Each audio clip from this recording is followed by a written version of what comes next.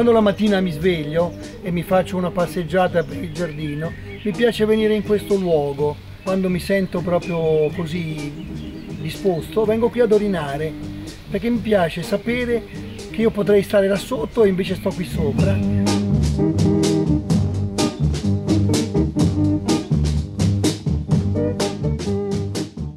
Mio padre è chiaro che mi ha lasciato tanta gioia, ma anche tanti complessi di non poter essere come lui, e naturalmente il disegno allegorico e virtuale di distruggerlo, superandolo con la mia bravura, è chiaro che era soltanto una sfida a me stesso, ma non era nelle intenzioni, perché io sapevo già dentro di me che lui era insuperabile.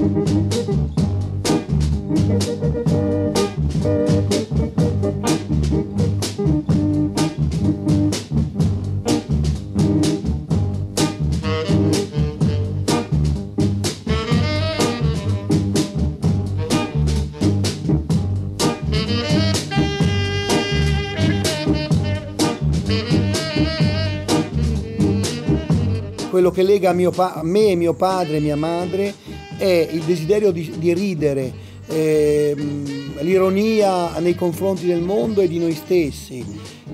C'è una somiglianza nel modo di fare lo spirito e divertirsi, in quello che dici, nella strafalcioneria che puoi dire, ma lui aveva una cosa in più nei miei confronti. Lui la diceva seriamente, senza ridere, neanche accennare nello sguardo una forma di ironia, mentre per me è impossibile fare diversamente. Io rido prima, durante e dopo, come quando trombo.